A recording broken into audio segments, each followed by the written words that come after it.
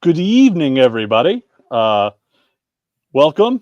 We're glad you are here for another episode of Dive Cuts. It is Wednesday, April 3rd, 2024. I am not Sam Snelling, as you can probably tell. That's unfortunate for you in some ways, maybe good in others. I'm Matt Harris. I'm one of our three kind of data consiglieres, data miners here for Rock M Nation on the basketball side. Usually Sam is the one doing this and, being very artful. I am not. But I am at the Reigns tonight. But we're glad you're here live, especially because if you're watching live, it means you are subscribed to Rock M Plus, and you are in on the ground floor of this startup venture that we hope has not been too rickety. We hope you are enjoying the content and entirely too dense of a portal target thread over on the message board. This is a live feed on YouTube. Where hopefully we're going to see some questions come in at some point. If not, Watkins and I will just, have a nice discussion amongst ourselves. This will soon make its way into your feeds, probably starting tomorrow on Thursday, April 4. So we're going to hopefully try and give you some information as current as we have it on all things portal related. That's kind of been the running theme for the last 2 or 3 weeks. And tonight, who's joining me after this belabored intro, he is to my right. It is Matt Watkins, joining me from St. Louis, where hopefully his collie will not interrupt us with weather-related issues. Watkins, how are you tonight, and how soon before we start fighting about Tony Perkins? I'm doing good. I think I think the dog's settled in. If this was 2 nights ago, we would have had a major problem. What with Same the here. tornadoes and things. So we survived. The dog had a meltdown, but she's good now. The other one does not seem to be fazed by the weather. The younger one. So that's good. But we're doing good here. Mm-hmm. How are you feeling otherwise about the board at this point? I think the one thing that, as we sort of get started here is we've sort of found a weird rhythm the first couple of weeks of, portal season where Monday and Tuesday and maybe a little bit into Wednesday, we begin to see kind of some names filter in, and then you'd get towards the latter half of the week, and there'd be NCAA tournament games or NIT games, and the pace would kind of slow. This Monday and Tuesday, it was crickets in terms of guys going into the portal. But for Missouri, there was a little bit of movement over the weekend with some guys at the top of the board. So I figured we would start by recapping that sort of movement. Sure. I figured we would start with Mr. Tony Perkins, a Iowa guard who nearly slipped in under the radar and unbeknownst to people for a visit to Columbia this weekend. So I figured we would just start there and just sort of say, were you surprised that, Tony Perkins made a visit this early, considering that I think he only went in the portal, maybe 3 or 4 days before that? It was a little bit quick for him to take a visit. Normally there's a little bit more of a buffer before those guys begin to take a visit. So I'll just start there. Were you surprised at how quickly that visit transpired? Yeah, to some degree. I think with a lot of guys on Mizzou's list, we'll call it, the list of people we know them to have at least reached out to or through other channels know that they're recruiting. Some of the guys, they get in quick and you just don't know. Like last year with John Tonje, he came in right away and we had no idea. I believe that was the Sweet 16 weekend, if I recall correctly. And Mizzou had just been eliminated from the tournament the week before. It's kind of funny. We had no idea he was in. We knew he was in the portal. But then I think it was Saturday night. I was just sitting around scrolling through Twitter, watching television, and I get a new follower. And I'm like, who is this? It was his mom. Same. So it was, that was kind of a clue like, oh, yeah, well, maybe there's some interest here. And then on Monday, I had completely forgotten about it. And he commits. And we're like, who is this? Who could this be? And well, yeah, now putting the things together, it makes sense. And with Perkins, it was kind of the same way. He entered earlier in the week. They got him in that weekend. We had not heard anything about any visits taking place that weekend. And then I get a text, I think it was Friday night. Oh, yeah. There's someone in. We have no idea who it is. Yeah. That doesn't help me. As far as reporting anything, I could say, hey, some identified player is on campus. Yeah. if they don't know who it is, you kind of wonder, is it just one of the players that they have now? Who knows? Yeah, and then it came out Saturday at some point that it was Tony Perkins, and we had been discussing offline that, well, here's some possibilities, and Perkins was one of the names that came up. But, you had done some sleuthing on the internet about who it couldn't be, based on where they were. But yeah, I mean, it was a bit of a surprise, but that's known to happen every now and then. It's a somewhat expected surprise, I guess, if that makes sense. Yeah. Conversely, Tarris Reed, a guy that I think if people listen to us or they follow, anything that we've been trying to put out for the past couple of weeks, even before portal season started, was a guy that was easy to put on the radar. Not surprised he went in. Not surprised Mizzou prioritized him. We had sort of heard that, he's still sort of like buried under a little bit of schoolwork in Ann Arbor, and, he's taking his time to sort of work through things, in his recruitment. So I think we had sort of thought, okay, if he doesn't get in, that makes sense. And then I think on Friday afternoon, I saw a tweet and I also got a text that, he's in Manhattan, Kansas for a visit. And, I don't think that really caught me by surprise. If anyone knows Tarris's background, they know he played for Mocan Elite. No, he played his senior year at Link Academy. The coach for both of those teams is Rodney Perry, who is now on Jerome Tang's staff. Easy connection built in there. Real familiarity built in there. I sort of expected K-State to be a team that would maybe try and get in the mixers because of those relationships and because they kind of are doing their own retooling process. But for them to get the first visit was a little bit surprising. I think kind of the sense coming out of it is that he's still on a, pretty patient timeline. But I think that at least for us, it sort of stirred some questions about, is this something where you start to, not bail, but do you prepare? And so I think that that's the first place my mind sort of went is, Amari Williams is a guy that they aren't really in on the ground floor with at this point. Sam Alexis was a guy who was asking for $500,000 or $600,000 from suitors. A lot of money for probably an overpay in that regard. Missouri wasn't getting traction there. A lot of eggs in the Reed basket. And if, he gets to, Kansas State first, do you think about expanding the board? I think, that'll be sort of worth talking about later, but I didn't know what was sort of your read on Tarris's decision to sort of take in what the little apple had first before Columbia. So just to be clear, you're asking for my read on Reed. Yes.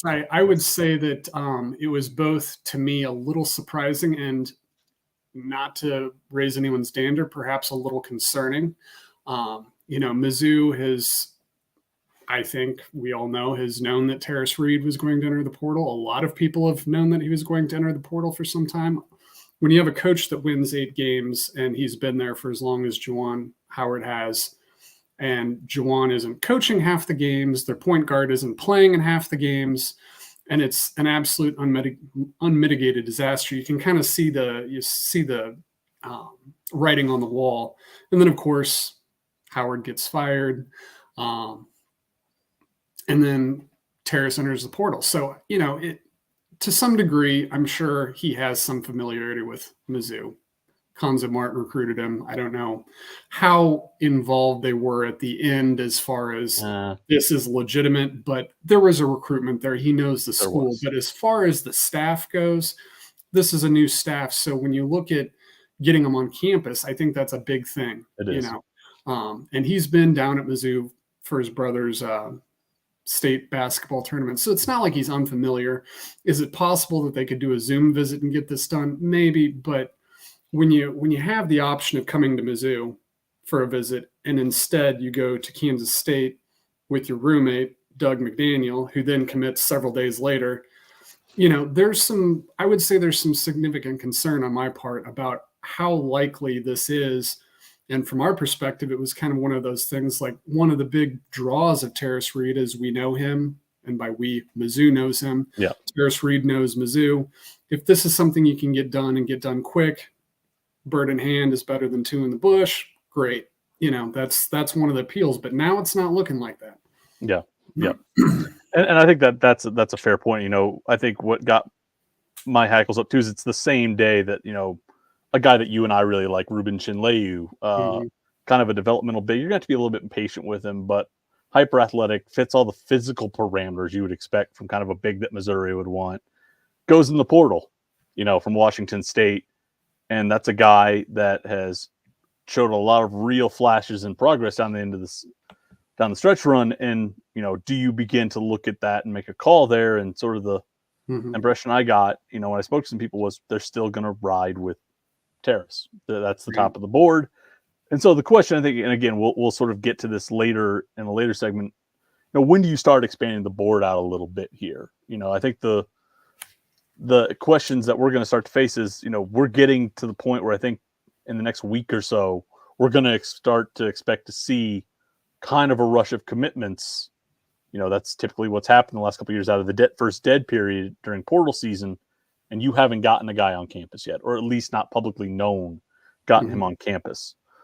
So that, you know, would be concerning to me if they come out of the, you know, dead period and there's not something in the works. Because I think at that point you have to start assessing, do we have any other options that we want to look at? Are we surprised that we haven't seen Jevon Porter here yet? I know you sort of, for our subscribers who are, you know, the forum who are watching right now, you posted kind of a recap early in the week where you made it sound as if you aren't surprised that Jevon hasn't made it here yet. Yeah. I'm going to guess that your hackles aren't nearly as up for Jevon as they are for Tarris. I'm not, for two reasons. First, he hasn't taken any other visits that we know of. You know, that was, to me with Tarris, that was the big thing. You know, if no one had gotten on campus, I would probably be like, well, maybe he really is just taking his time. He's got other stuff going on. But if you've got time to visit Manhattan, you've got time to visit Columbia. So where are we at on that? But moving it back to Porter, you know, I did a little bit of digging on that. And of course, you know, the family has got some stuff going on. Yeah. You know, I'm not going to say anything yay or nay about Jonte Porter, but he has been wrapped up in a prop bet allegation of improprieties and whether he may be involved in shaven points or whatever you want to call it. Yeah. For prop bets. I think those are, you really have to be a degenerate to be doing prop bets, but if you love them, more power to you. I have friends who love them, so I'm friends with degenerates. I mean, if you love them, more power to you. I'm not going to tell you how to spend your money. But you know, you've got that going on. And then also his older brother, I believe it's his older brother, right? Yeah. Jevon Porter. Yeah. As some of you may know, had a pretty serious legal issue in Colorado where he was involved in a accident where someone died, and he's been charged and pled guilty to a few felonies. And that sentencing, I believe, was April 19th. Yeah. And from what I've heard, his Michael Porter Sr., the dad, former assistant coach, has been pretty wrapped up in doing that. And I think this is a kind of a jumping off point why I think there's a big draw for him to come home from their side with Lorenzo Romar, who at least is Michael Porter Jr.'s godfather. I'm not sure about Jevon, but needless to say, a very close family friend. So with him being out, I think there's a big draw to getting him back home, and by home, Columbia. Yeah. So yeah, I mean, with him, it's not so much. You know, if I see that he's got visits lined up coming out of the dead period 2 weeks from now, where he's going to be visiting other schools, then yeah, I mean, I'll be concerned at that point about their prospects. But right now, I think with him, at least there's legitimate basis why he hasn't been on campus. Whether that's true or not, we don't know. But at least I can see it. Yeah, and otherwise, I think, you know, it's pretty clear that those are the three names that sit atop the board right now for them, with Jacob Cruz already in the boat. We've talked about Cruz a lot. We've talked about Porter and Reed a lot. You know, I think the one thing that we've sort of, you know, got to get back to a little bit here is talking about Perkins. He was a guy that, you know, we saw some contact, and you had sort of done your vetting of him, you know, seeing how he matched up, you know, a certain, you know, analytic guideposts for what Missouri might need. You thought he was a good grade out there. I think on Saturday, I was very vociferous in the Slack channel at my qualms with Tony Perkins. So I figure we should work through that here because I think it's one, it'll inform people about his game, and two, I think it's sort of just an interesting discussion about how you want to build a backcourt through the portal here. And so I'll throw it to you as someone who is probably a little bit more keen on Tony than I am. Just how would you describe his game for folks, and what do you think the allure here is for Missouri of bringing him in, or at least making a push to acquire his services? Yeah, I think a big thing that I've been looking at with Mizzou, and 2 years ago Mizzou was great. They had a great offense, an elite offense, but their defense kind of stunk. But kind of is generous. Very generous. We kind of just shed that aside because their offense was so fun to watch. They outscored teams. And when they weren't going to outscore a team, they were going to get absolutely blown out. So the defense really didn't matter that much. There was no close games where you really looked at like, man, if they could just defend, they would have won that game. So it's kind of in the back of our minds, but not at the forefront. It'll get better, whatever. Fast forward to year two, got off to a little bit better start. And then I think it was about the Seton Hall game where I wrote a piece like, we got to figure out what the defense is here. Is it improved or is it just more of last year? And we found out through the remainder of the year that it was pretty much the last year. And that kind of kept percolating with me. So when I'd watch games, I really paid a lot of attention to what the defensive problems were. And it really comes down to me is that Mizzou lacked two and a half things this past year. They lacked depth, which, that's no fault of the players. Yeah. But the other thing is that their perimeter guys really lacked the ability to effectuate the system that they were trying to run. And by that, I mean, when you're running an up-tempo system that involves jumping passing lanes, hard hedging, throwing out traps, you need guys who are athletic, you need guys who are quick, and you need guys who are long. And Sean East had a great year, not a great defender. Nick Honor is a pretty good defender given his limitations, but when you're 5'10", and you're not the quickest guy in the court, that, if you're in the right spot, does it really matter? So when I look at how they're building the team and we look at their high school players that they're bringing in, all long athletic guys who project well at defense eventually. When you looked at the transfers they've brought in the last few years, they've not really been that. They've been more of the skill-oriented type where they may give up some athleticism in exchange for shooting or skill or whatever. So one thing that I'm been big on this year and bringing this back to Tony Perkins is he fits that mold of a bigger guard who, when he wants to, can defend well, he moves well, and he runs well in transition. And those, fitting all the pieces together on a team to do what you want to do is big to me, as opposed to having guys who have different skill sets. Like, well, this guy's really good, but he's a shooter, doesn't really defend much. We've got a big man who can't really move. We've got an undersized center. Building something where you can be competent at minimum, good at best on defense, and then build out from there. That's a big drawing point to me. And I think Tony Perkins is a guy who can do that. There's no doubt, and I put a scout up on the board and put film up. I think one thing Tony does really well is he can grab go. You can hit it to him on a quick inbounds, or he's going to be able to really jump, lazy ball reversals, moving to the second side. If you try and skip it, he's going to get it. He can definitely do, I think, a little bit of what DeMoy did, which was he can turn offense into defense very, very quick. Mm-hmm.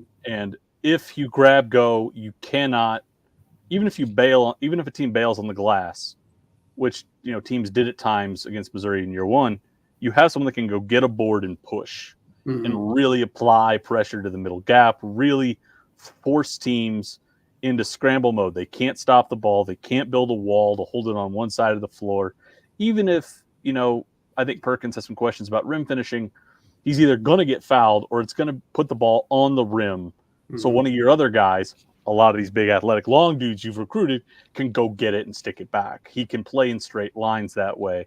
I think the other thing that he does really, really well that I wrote about on the offensive end is I think he's fantastic as a passer who doesn't need a ball screen to create an advantage for himself. There's some clips where he's in a pick and roll, but the pass he makes is to a teammate that's either in the slot or filling behind that has not had their advantage created by that ball screen. They're just doing what you should do for good off-ball movement, and he recognizes that and just makes the play and moves the ball there. A lot, I think sometimes we think of a point guard as a guy who's got to, break a defense down, crack it. He's really good, I think, at times at just finding simple reads, simple plays, moving the ball where it needs to go, and he does it without turning the ball over a ton. Mm-hmm. That's something that I think Nick Honor got away from at times last year because the team lacked enough offensive punch that Nick had to turn those actions into scoring opportunities for himself because Missouri didn't have much else, and that's not what Nick is good at doing. So you wound up with Nick Honor doing something he's not comfortable at and taking away something that I think he really thrived at in his first year here. I think Perkins is not a one-to-one of Nick Honor in every facet, but I think in that facet he is. You don't need to, he's not a point guard in like this modern sense where you put him in ball screens or in, handoffs. He can make a play in the normal flow of a possession, which I think is absolutely vital for what this offense needs. There's facets of it that still want to be passing, cutting, and player movement based. Tony can do that. I think where you and I diverge a little bit is how is Mizzou going to classify him? Mm-hmm. As in, if he wants to be a point guard, and if he's coming here expecting to do what Sean East did, which is play in a lot of ball screens, then I think you start to rub up against some questions because Tony is good at a lot of things, but he is not very good in ball screens as a scorer.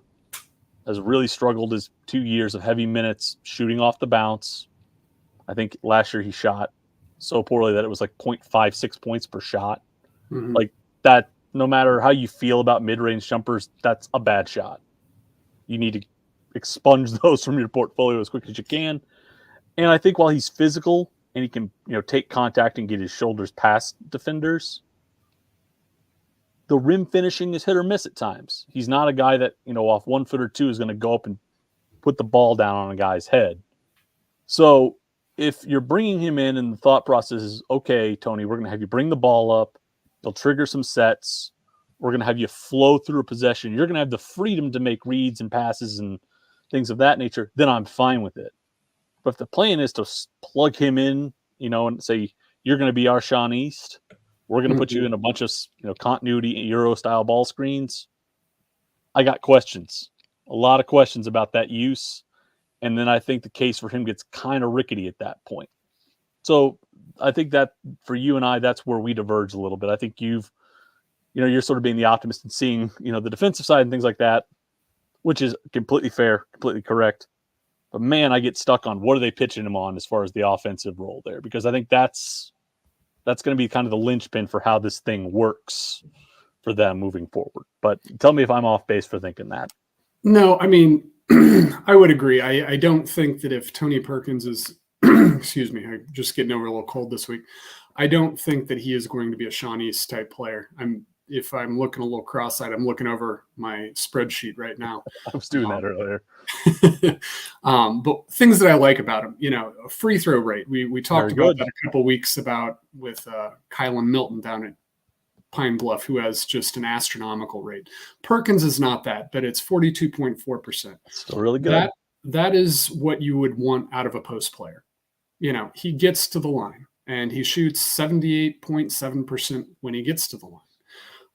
Rim finishing, not a big strength, but a 1.13 points per shot is solid. That's median. Solid. Right? And when you consider it's a guard and that, everyone is being measured against that, including big men, that grades out pretty well along the point guards I've looked at. But more importantly, his usage of rim shots is almost 40%. Again, that's very high. His runners are bad. His pull-up jumpers are bad. He shoots well off the catch. So, when you look at that, yes, he's not going to be a Sean East coming in and dallying around in the lane and creating his Steve Nash plays, which Sean was very good at that. But most players don't do that. When I look at Tony, if you're running a ball screen, if he has an immediate shot out of it, great. If he can get downhill and get to the rim, great. If not, instead of using those medium shots, we'll call them, Mizzou hopefully is building a roster next year that's going to shoot pretty well from outside. You've got Jacob Cruz, who's, he he has astronomical shooting numbers. I expect them to come down a little bit when he comes up a level, but he's a legitimate shooter, and he's 6'8". If you bring back a Caleb Grill, very good shooter. Bring back a Tamar Bates, very good shooter. Bring back John Tonje, very good shooter. If you place those guys around him, he doesn't need to be Sean East to score, because Mizzou had Sean East, Nick Honor, and Tamar Bates as your shooters. And, Nick was pretty good. Tamar was pretty good. Sean, when he actually took chances, was pretty good. But you had to rely on them to help create so much offense because of the offense he had to run that they weren't always spotting up. But ideally, with a Tony Perkins, you've got more capable assets around him where he doesn't need to rely on that mid-range game that he's definitely struggled with. Yeah. And point two, I would say, is I think Mizzou might be adding another guard as it is. So that's the thing. That's the thing. And even if they add a good point guard like Tony Perkins, if you get another combo guy who excels in pick and rolls, voila, you've hit the Trinity. Yeah. Yeah. And I think that's where when we've tried to suss it out, there's been more clarity on two than one. Now, if you're going to bring in two guards, two ball handlers, that means somebody probably has to go. Yes, for sure. That means someone will be going before they come in. But yes, that's how it works for Mizzou. They do. It is, no matter where you go, it is hard to get real firm answers on who would be on the list, and we don't like to put guys on a list. I think that's unfair to them. But it's something that I think people have to be aware of. If they're going to take two ball handlers, they can take as many spots as they want, but I always sort of settle at 13 scholarship slots, maybe 2 NIL slots. You take 5 transfers, you're at 16 guys. Somebody inevitably will have to step out the door and look for opportunities elsewhere. We will cross that bridge when we get there, but that's just something to put a pin in right now. If they're looking at 2 guys to come in here and tandem it, means somebody's got to go. So it'll be worth tracking that as we move, maybe through the next couple weeks, and maybe not immediately because we're going to hit a dead period starting tomorrow. But I think it's something to sort of file away. With Perkins, before we move on, I do want to add that go ahead. This dead period, we've mentioned it several times, runs from tomorrow through the 11th, and that simply means there can be no on-campus visits or coaches going to visit players. So recruiting can still happen via Zoom, phone calls, text, whatever. But just so you all know as listeners that's what we're referring to at the dead period. So starting Thursday, there is not going to be anyone on campus, and the coaching staff will not be visiting anyone in person. Yep. Which also tees up this fine point. Tony Perkins today announced his top 6 programs, which that was fast for him to go from in the portal to a top 6 in a week. So Tony seems motivated. That's good. I'm happy for him. That list, unsurprisingly, included Missouri. It also included Arkansas, which... Who's the coach? Yeah. Muss isn't gone, but the expectation is there will be an opening. Look, I'm waiting until there's reported stuff. You go ahead and you get out in front of it. But then there are 3 schools that really are hard to kind of gauge here because we don't have insights there. We don't know people there. One of them is Oregon. The other is Ole Miss, and the final one is OU. OU has seen just a mass exodus. So I think they have 6 or 7 guys in the portal. They've got to get bodies in. There is a need for Perkins services there. It's very, very clear. I think they've lost their 2 starting guards. I think Jevon McCollum and Milos Uzan are both gone. So Porter Moser needs guards. So I have no doubt about the sincerity of his interest on that front. But the one that you and I and that we've sort of really gone back and forth privately and even on the message board about is Indiana. Tony is a Circle City native. He is from Indianapolis, played for a really, really, really good high school program here, Lawrence North. If you know of Mike Conley. I don't like that name. I don't like it. Anything with that name in it is just bad news to me. But it's a really well-respected program here. He was not heavily recruited by Butler, not heavily recruited by Notre Dame, not heavily recruited by Purdue, not heavily recruited by the program in Bloomington. Tony was a moderate 3-star. I think he was like number 314 in the composite coming out. Iowa saw him the summer before his junior year when he was still mostly getting MAC offers. They pounced. He blew up his senior year, stayed loyal, and has gone to Iowa City and kind of done what Fran McCaffrey does to 3-star dudes. He turns them into a death machine with only a mild interest in guarding people. But what Tony has also done in the last couple of years is absolutely take the Hoosiers to the woodshed inside Assembly Hall. He's played really well. Mike Woodson is also looking to fill 6 spots. And that's it? Yeah, I think that's a mild surprise that it's only 6. But he's recruiting like there's 40.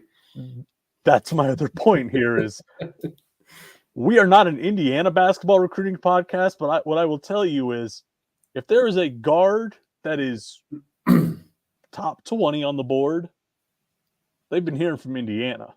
Mm-hmm. I don't know what the board prioritization is in Bloomington or where Tony fits on it, but I'd say he is probably behind. This is me speculating and just reading the tea leaves. Probably behind Miles Rice, our guy. He's not going to Indiana. You keep saying that, but they got $4 million in NIL and a crap load of minutes to hand out. They have Kanan Carlisle, a former top 60 kid who was at Stanford, an Atlanta native, who went in the portal right after Jared Haas got fired. He is lined up for an official visit. And then comes the tranche, which is an accurate term here, of local dudes that IU may be trying to set up for homecomings. We've got Tony Perkins, aforementioned. We have Connor Hickman, a guard out of Bradley. Good player. We've got very good player. We've got Leland Walker, a solid player from Eastern Kentucky, and Connor Sejan from Wisconsin, another Indiana kid. And if that's not enough, Hoosier fans are so insane. They want to lure Ryan Conwell into the portal from Indiana State. That is 5 local guys on top of Blackman from Stetson. Doesn't his brother play on the team or something? James Blackman's little brother is a really good player at Stetson. So basically 6 to go with the 2 guys out of Atlanta they want.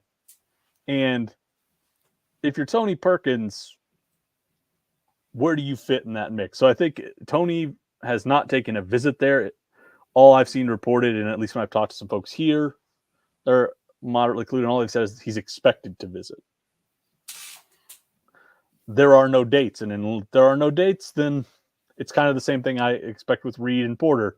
Right. Until there are dates, it's all theoretical.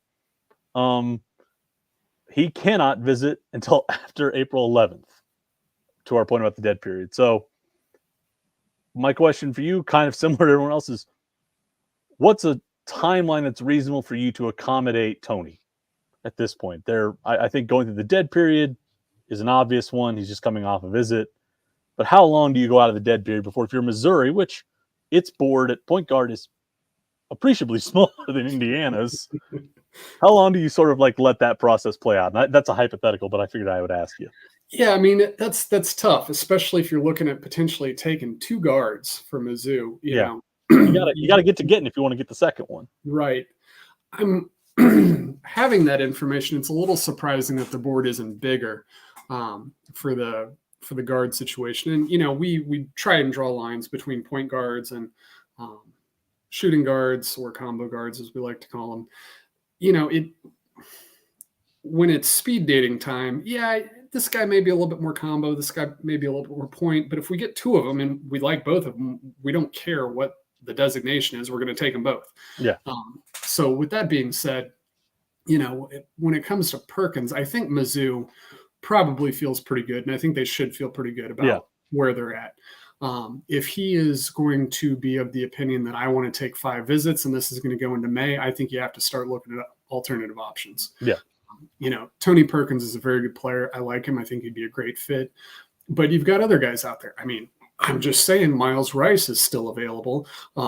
I would be, if I were in charge, I'd be kidnapping him and bringing him to Columbia. But I am obviously not doing that because I'm A, not in charge, and B, not going to commit a felony. But theoretically, you get disbarred. But there are very good players out there. So I anticipate more. Like we just saw Trey Donaldson come into the portal today, who has a lot of connections to the Mizzou program. I think what Mizzou needs to do is they need to recruit like they have 2 spots available there. Yeah. And if that means, Tony Perkins is going to take his time, well, we'll keep on him, but we're going to go sign another point guard because we need that. Yeah. And if Trey Donaldson, not saying him specifically, but just hypothetically, has connections, the program's been recruited by guys on Mizzou staff, played with Ant Robinson in high school. If he's like, well, yeah, I'd be very interested in coming, and if things work out, I'd commit. Great, do it. Still recruit Tony Perkins. You have the luxury, I guess, as a way of looking at it, of taking 2. So if you're going to take 2, recruit like you're taking 2, and not just wait on Tony Perkins to then see what you're going to do next. That being said, if you're not taking 2, it gets a little bit trickier. But I mean, if they like Tony, and I think they do, and they feel good about it, you can ride it out a little bit, but you don't want to be in a position where it gets to May and you're like, well, we have no one here. Yeah. And this is the time when I'll insert kind of this little note or nugget. This afternoon, I looked at the last 2 years, the top 50 prospects in 2023 and 2022, and just sort of when those guys entered the portal, when they committed, and sort of the number of days between. Just how long did it take? Not when did they take visits, nothing else, just from A to B, from exit to arrival. And for both years, the average was around 22 to 23 days, and the median was around 19. So basically, 2.5, 3 weeks for a portal recruitment to play out. If you were to apply that to the guys that we've talked about, Jevon Porter's, cutoff date arrived yesterday. So he is +1 over what we would expect the median, the average to be. Now, it could stretch in some cases as far as 30 days. That's not uncommon.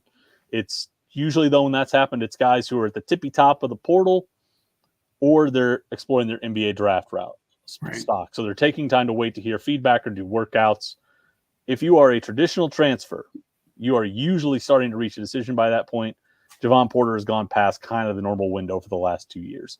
Tarris Reed, a guy we talked about, April 12th would kind of be the date we would expect a decision there. That is 1 day after the portal period, which is why we talked earlier about when do you want to start trying to see him get on campus, and why I think if you don't have something set up coming out of the dead period, you start to get a little bit worried, because now you're starting to get deeper into a recruitment that honestly I think most people thought would be pretty quick and efficient if you got it done.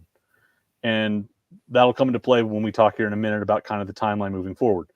As for Perkins, and this is why I think it's okay to flex a little bit, his cutoff would be April 18. That's a week after the dead period ends. So he could go to IU. He could go to Oklahoma. He could follow up right after that. You would like him to not take as many visits as possible.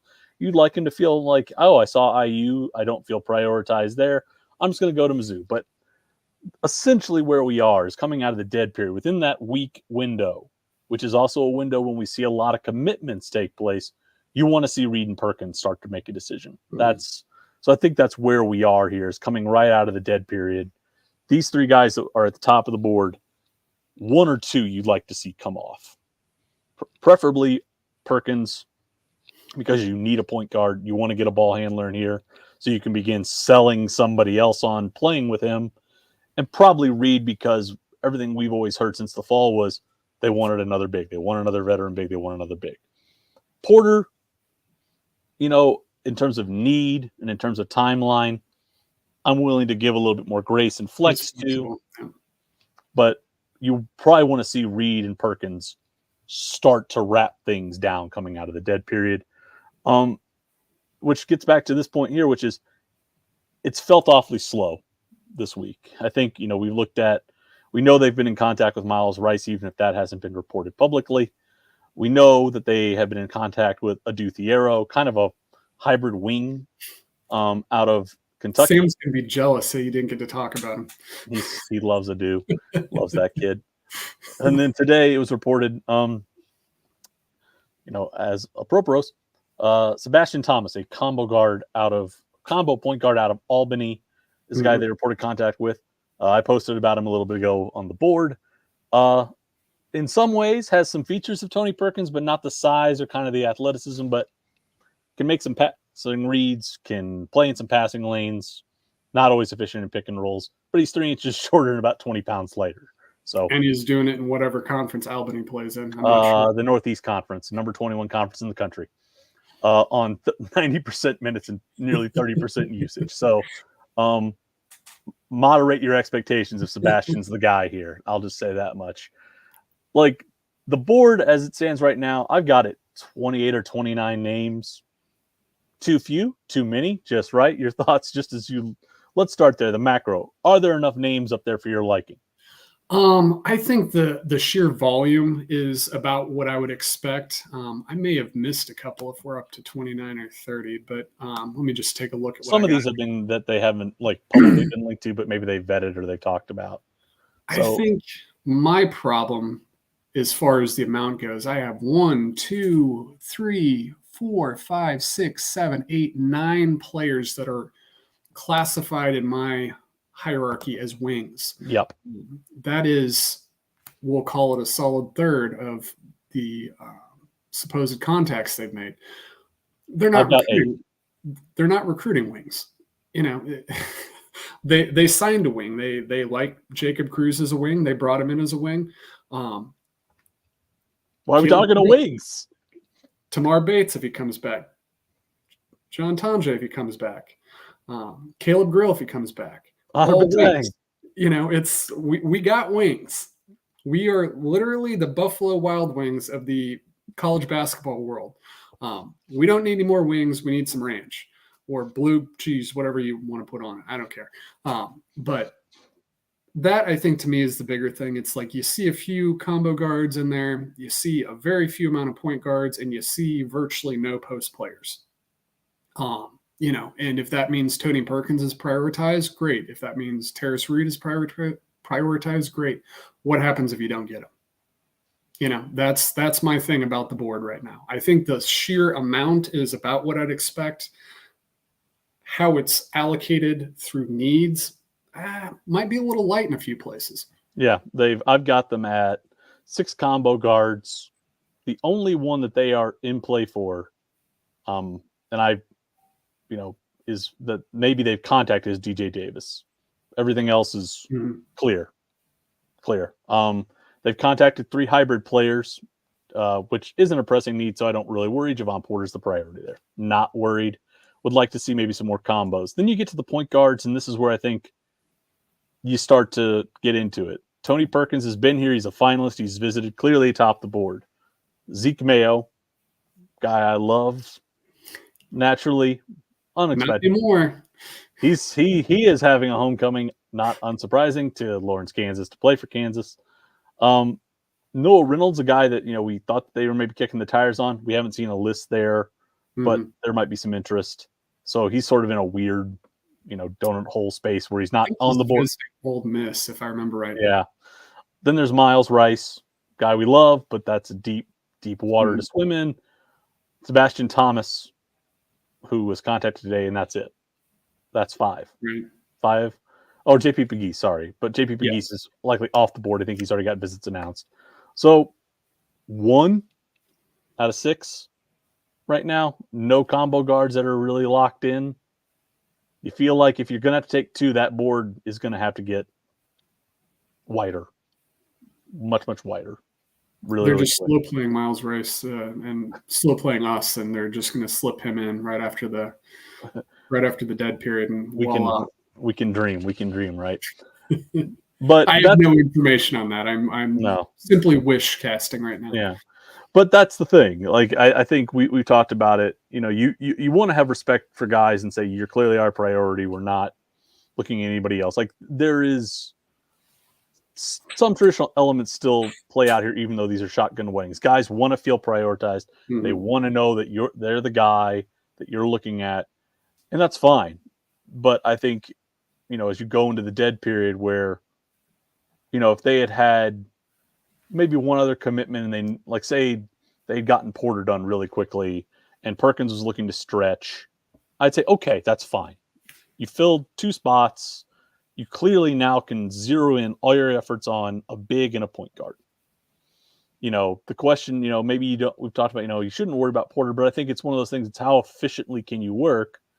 If you had gotten Porter done before the dead period, now you can begin focusing on expanding the board, you know, to find someone to couple with Tony. Now you're telling Tony, we're going to put you in this tandem and this is how you're going to get used. Your case can get a little bit more nuanced on that front there. And, you know, the big man market, realistically, I don't think it's really jumped as much as we thought it would at this point. That's the one area where I wonder as we go out of the dead period, are we going to, you know, see some more names come in? We're getting to the point now where in the next week or so, the tide is going to crest of guys going in. And there's still some big names on the board that have not come in for the big man market. But Missouri's post offers so far have been Amari Williams. They're out there. He's cut his list. Reed. They maybe backgrounded Frank Mitchell at Canisius, but that was a terrible fit. And then Sam Alexis, who we mentioned at the top, would have been an overpay, and that's it. Then it's Tarris. No Ruben Chinleyu, no Igor Milicic, no, you know, you probably have some other names off the top of your head that they have not contacted. Do you need to start expanding the board there? You know, and how that's where I think you got to get to is, I don't think you need to call 6 people, but calling 3 wouldn't be bad. Would not be bad to give yourself some more options there and really see if you can make it work. Now, maybe they sign 3 guys in 5 days coming out of April 11th and make us look silly, but it feels like they got to do there's some maldistribution on the board right now. And yeah, I would say, at least with the big men, you know, it's our belief, well-founded belief, that those are their priorities, you know, the 2 local kids. But I think what's more is you look at kind of who they're recruiting, you're not seeing many guys behind them get contacted. Sam Alexis was probably one of the primary ones. Didn't really have a whole lot of interest there. So, you know, it seems like it's not just what we've heard, but what they're doing is prioritizing those 2 guys. So, you know, you're walking a fine line. If you land them, that's great. We we saw what happened last year when they did not land their top target, and Caden Shedrick, who chose Texas, and then that spurred a month-long merry-go-round of, I don't know the diplomatic way to say it, questionable. Scattershot. I kind of thought when Jimmy Bell was lining up a visit to Mizzou that there might be a problem. Nothing against Jimmy Bell, but the fit wasn't there, and he probably profiled more as a backup. But, you know, when you get to that point, you don't want to get to that point. Yep. So, you know, you want to have your options, and if it means bringing 2 guys in for a visit, great. If you really think you got the one guy you want and you can land him, even better, but you better do it. This is the point I'll make as we wrap down. Like, I would say I'm not worried right now. Like, I'm looking at it right now. By April 4th, 2023, guess how many of the top 50 recruits had committed? Last year? Yeah. Top 50 portal guys. Probably 5 or less. Hey, 3. Isn't far off. By the end of the going out of the dead period, which ended on April 10, we were at about 13. So there'll probably be about 8 or 10 if we're working on the same pace, which we have questions about whether there's some, you know, ice blocking up kind of the, you know, the sea lanes right now. But if, you know, things go correctly, the stage is set really for the period coming out of the dead period. The next 2 weeks out of there were 25 commitments in the top 50. April 10 to April 25 last year was when we saw a lot of the big names come off the board. And realistically, I think then after that, there were some other names that came out, and committed, but those were guys, again, who had gotten NBA evals. And, after, May 1, there were only about 7 or 8 guys. Mm-hmm. So by April 20th or April 20, somewhere in that period, we all keep saying, oh, more guys going to the portal. The quality is going to start cresting in the next week or so. And then by the third week of April, a lot of the top 50, which all these guys we're talking about currently, as it stands, are in the top 50, will be off the board. So in about 20 days, they're going to know whether or not this plan worked. And then at that point, I can tell you from at least looking at the big man market last year, you go from quality starters to guys who are solid reserve pieces. Mm-hmm. Like, if you get to April 25 and you are not locking in your top targets, then you start to get nervous and you start to go, okay, this is not going the way we want it. Right now, you can say, all right, we would love to have something done before the dead period. We want to expand the board. If it gets to April 20 and, we're looking at one guy, then I think people are right to start going, okay, this is not good. It's not good. And I think that's, we try not to, tell people to panic, and we're not telling you to panic now, but that's sort of in my mind. If you get to that third week of April and maybe you don't have Reed, Porter, if you don't have 2 of these guys in, you've prioritized them for what?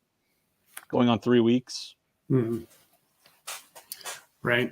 Yeah. I mean, I would add to that at least the way that I have them broken down between more traditional big men and more hybrid combo types, the traditional big man market it's thin. I mean, there's just not many guys. I've got 6 guys that are currently in the portal that I could see being a high major player.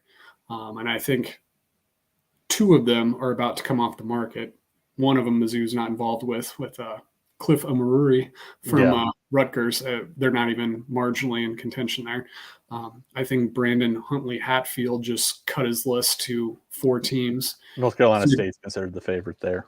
Yeah, so you're down to 4 guys, including Tarris Reed, as far as traditional big postmen. But on the other hand, the combo market, the skilled postman market is quite robust. I've been trying to prioritize guys, and I would say there's probably 15 plus that I'd see right now that could probably be high major players. My guy Igor's still there. He's still there. Yep. So, you may not get a big guy as far as if Tarris Reed falls through, a true back to the basket post. And to that, I say that's not the biggest problem if you quickly pivot and look at these guys that have skills that are 6'8", 6'9", 6'10", that can defend a little bit, but can do a lot of the things you want to do offensively. You bring him in and Jevon Porter, you're really not that far behind. You've got Jordan Butler, who you need to progress. All of what we're talking about portal-wise and program building-wise, you need the 3 freshmen or the freshmen that come back to progress into guys who can be significant contributors next year. If you're not doing that long-term, are you really doing anything? You can try and hit it on the portal, but that's hard. Another discussion. But and I think what we're talking about is, if this is all really wonky, it's you don't worry until you have to. Right. I think for us, the question here is not, are they looking at bad players? No, they're looking at good players. Like every indication we've gotten, all of our sort of conversations we've had is, I think they're looking at the right kind of guys for the most part. I think that there's a coherence to some extent as to what they want. The question is, what's the process looking like for efficiently vetting guys, for efficiently determining when guys need to be prioritized versus when do you need to expand, versus when maybe, you need to kind of cut your losses. We don't know, because we don't sit in, we're not agents, we're not, communicating on that front. We're not in the, staff meetings where they're saying, I got this, like there's always an information void that I think we have to be conscious of. But I think we're aware enough of kind of what's happening at a pretty good macro level to say that, there could be some ways that I think you could shift this process to be a little bit more efficient for them. At the end of the day, though, what matters are the results. Yep.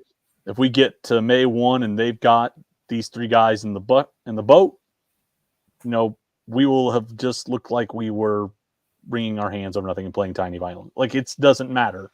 But I think as we sit here right now, going into a protracted period where they cannot go out and they cannot have people come in, what can they get done to set themselves up to push for those 2 weeks coming out? Because April 3rd, anxiety shouldn't be high. Starting April 11th, that push begins. Every day that goes by, I think it starts to ratchet up a little bit. And so I think folks should just be prepared for that. Before we get out of here, is there anything I haven't brought up? Anything you feel like we need to discuss as we enter week 3 of portal season? Well, let me look at the old board here real quick and just make sure we've discussed everyone.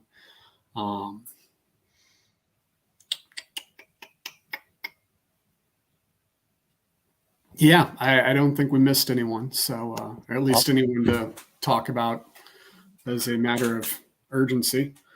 Awesome. We could talk about players all day. I mean, that's what we do. So. That is what we do. So a little bit of kind of homework, a little bit of kind of like housekeeping. We'll be back next Wednesday. It'll be April 10. I imagine that podcast will be pretty brief, considering we'll be in the midst of a dead period, barring, someone deciding that they just want to end this whole, courtship process and commit. I think you and Sam will be back doing for that. I'll be out for the next couple of weeks. Next week I have an obligation, and then after that I am going abroad for a vacation. So it will be you and Sam potentially having to grapple with the fallout if these initial recruitments don't work well. Next, I'll say this. We are keeping kind of a running conversation going on Rock M Plus on the basketball board. We have an entire, 300 response page thread now. That's kind of a catch-all spot for where we're putting in guys who are entering the portal.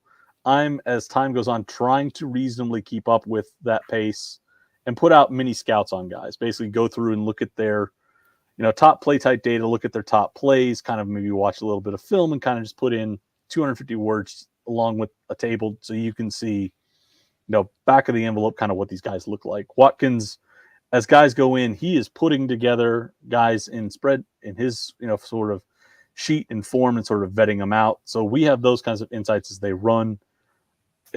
I think we need to clarify too how we sort of do things. If guys are prioritized, like a Tony Perkins, I will, go through and do kind of a deeper portal target profile on them. Those are up right now for Jevon Porter, for Tarris Reed, and Tony Perkins.